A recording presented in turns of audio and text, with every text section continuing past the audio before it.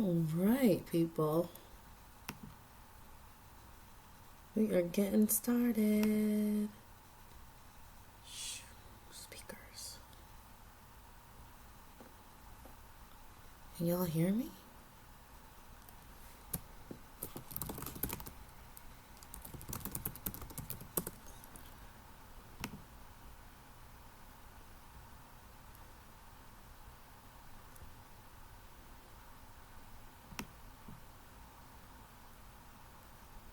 Mm-hmm.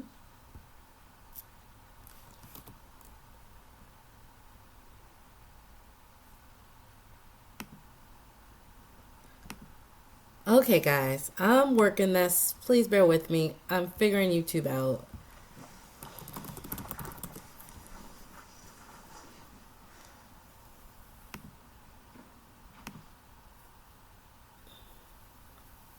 Okay, where's my live stream? Your channel, paid memberships.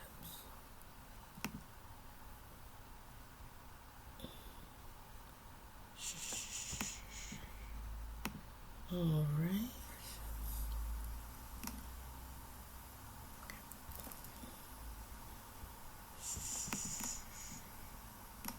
All right.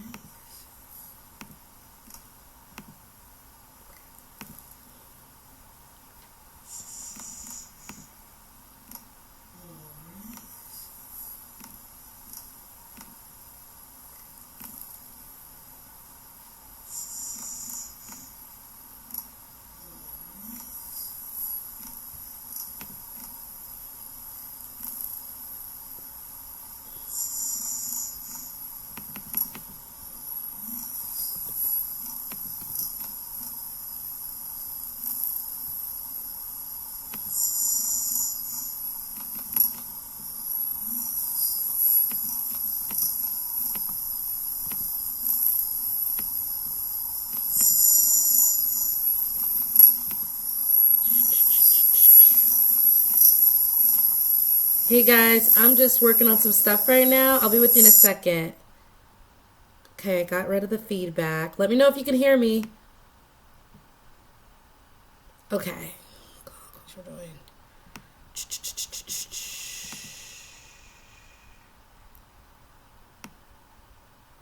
Okay. All right. All right. This looks pretty good.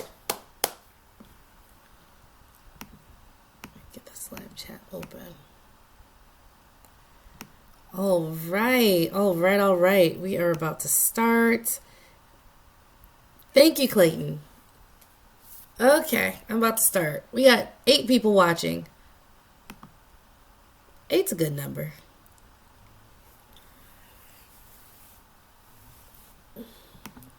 Hey, how are you guys doing tonight? So, if you like this video, why don't you go ahead and press those like button. Maybe it's that way. And make sure you subscribe if you haven't already. You think I don't have to say that, but you do. If you like it, go ahead and press likes so other people in the YouTube community can find us. We are going to talk about a few things today. So this is my first members only live stream.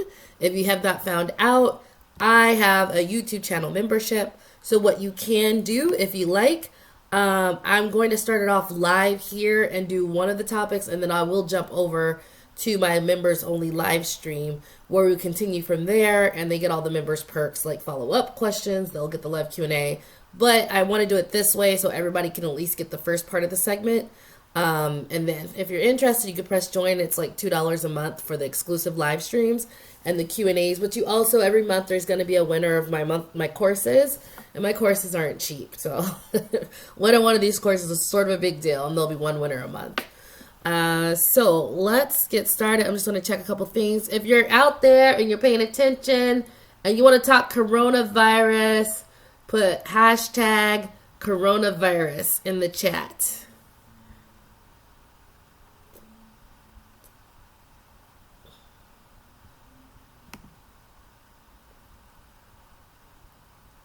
Uh-huh.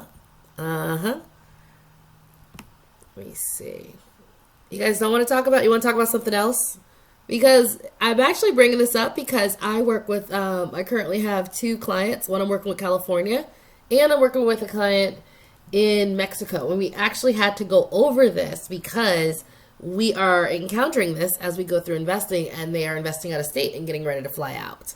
So who's all out there? Is it just you, Clayton? Because it'll just be me and you for the next few minutes, if that's it.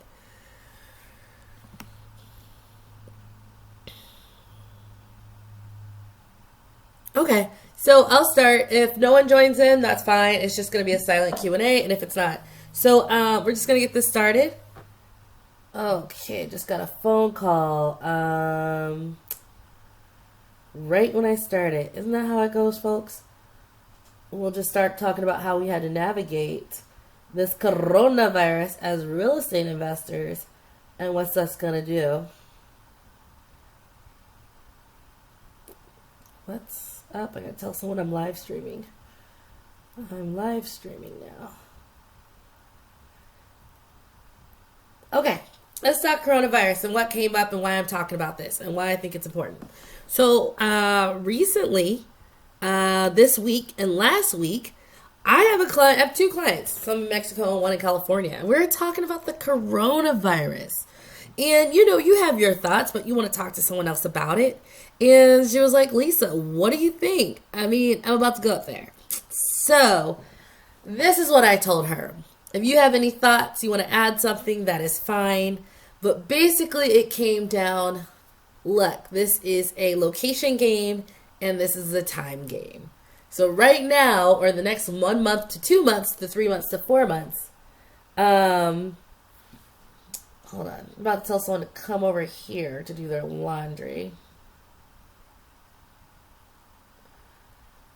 All right, so basically it's a location game and it's a time game, okay? So we've been working with her for about 3-4 weeks, so she's ready to go. She has her plane ticket. She's going to go out to the Midwest, where we found a very good market for what her goals and her budget is and what she's comfortable with as far as the renovation. And she's about to go. And we both she had an intuitive hit, and this is what she was leaning in. But she was like, going out the next 3 weeks is different than going out 6 weeks to 7 weeks from now, which is different than going out 4 months from now. And honestly, I'm going to tell you right now, I'm a low-key prepper. And I'm sort of a high-key prepper and a low-key prepper. I'm only telling you guys because no one knows where I live. And I don't know any of my neighbors. So they don't know, and they don't watch this stuff. So I can admit that, right? So I'm fully prepared. But I watch out for things like this. But there is a pattern to it. And the pattern is that it's definitely going to be localized. America is huge. It's not China. We're not on top of each other like that. In China, it's a very interesting demographic. You have very rural areas that are absolutely gorgeous, but isolated. They're not being touched right now. It is the big cities that are going to get the brunt of it because people are on top of each other. One elevator and one lobby has hundreds and, 1,000, 2,000 people go through it a day. Talking about being in a closed space and an infectious disease, right? I mean, that's just going to spread like wildfire. But the reality is, if you're like my parents in a poor rural town in Louisiana, guess what?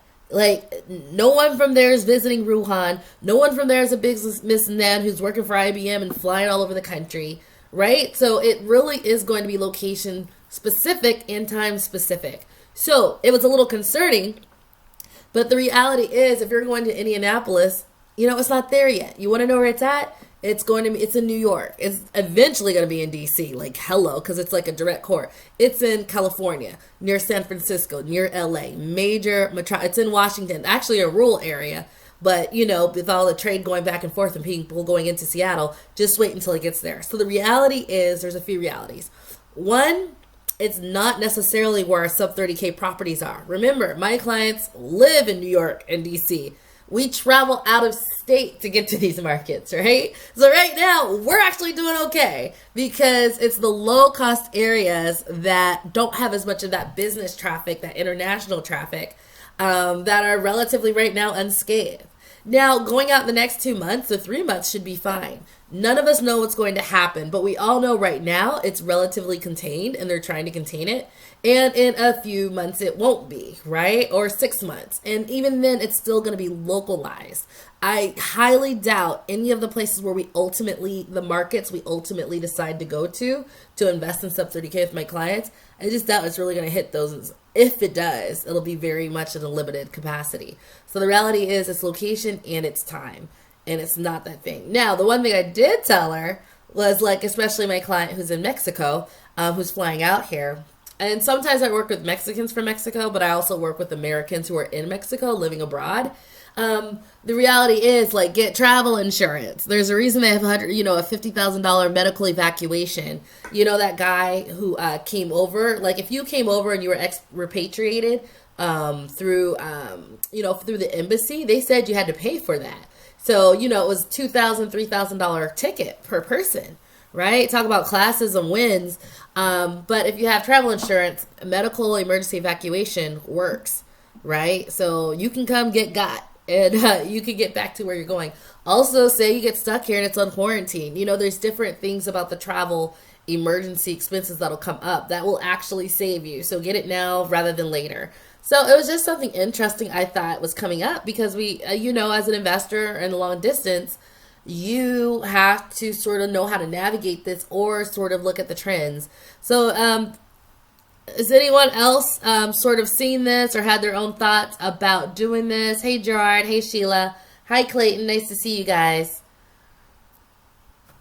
And does it make sense what I was saying? Does that resonate with you? Those are just the practical realities on the ground.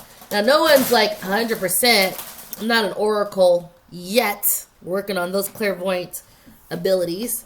But as of right now, it's just location based. And so the sub 30K troop that we're pretty much okay. Any comments on what you guys just heard? Were you guys not worried at all?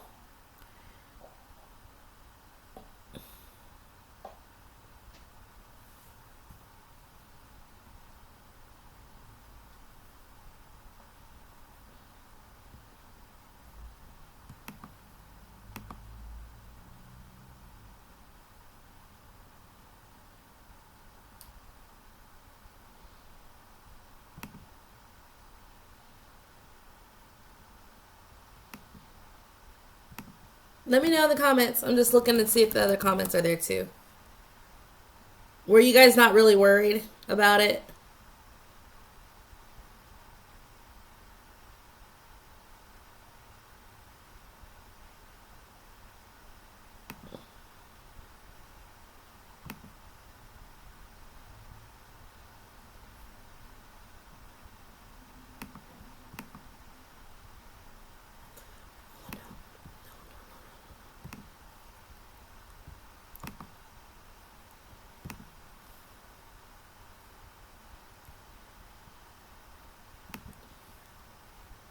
This is the first time I'm doing this. I'm doing a simultaneous members only as well as... There we go. Okay, we're good. Oh, Clayton, you're worried. Oh, there we go. Okay, all of a sudden, all the answers came in all at once. I didn't see it. So what are we hearing right here? You're a very worried New Yorker, Clayton. You'll be, you'll be okay. Don't worry about it. If you do get it, honestly, if you're under the age of 60, you can weather the storm. Above 60, I would walk around with a mask on. Sheila saying she's not able to travel at this time, but if there was a chance for great profit, she would travel. First time seeing you live, say Marboogs. Hey, from New York. Don't worry. You guys will be okay. You'll be okay. Hello from Philadelphia. Hello, Faith. Okay. Yeah, so it's just something it is in the air. You don't have to stop. And I actually think it's so funny in so many ways how this strategy really keeps us out of the hot zones. If there's economic, downturn, our cheap, affordable houses are the ones that get more people than the ones that are high end. In this illness stuff, it's like our areas that are not in these big cities are actually insulated and protected from the major sting of it. There's so many ways I find with all the bad news that consistently our sub 30K strategy takes us out of it just takes us out of the equation. And we don't have to do that. Hey, Faith, I'm so glad you found us for your first time.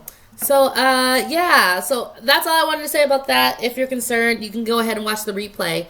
I also wanted to talk about something that some of you guys don't see you guys as a business. You see yourself as an investor. And I want you guys to know that you have what it takes. And I wanted to sort of talk about what I have found learning my skill set as a real estate investor. You actually do start understanding multinational level companies. And it was something that is sort of funny because you think you're just a person doing real estate. But when you're building your business correctly, you know everything. So when I teach my clients how to analyze a market and getting location specific, the same thing that you do on the ground is what PayPal does or Amazon does when they're deciding what their next headquarters are going to be. Looking at the market, seeing if it has the inventory you want or the people or manpower you want, and then acting on it and building it. In so many ways, I found that, or hiring contractors. I never had as much sympathy for hiring managers as I did until I had to hire and choose from 10 different qualified people who's the one who's actually going to make through on it. And, when you're hiring like that property management to construction workers, you're making those decisions. And I find that you actually make all the decisions those big companies make, but you do it on the micro level. And I wanted to talk about it because sometimes we don't see ourselves in that light. But what you're going to get and understand through real estate investing, especially the way I teach it and that fundamental level and all the skill sets that are around it, you really are building yourself up to a business. And I know some of you guys don't think about it sometimes.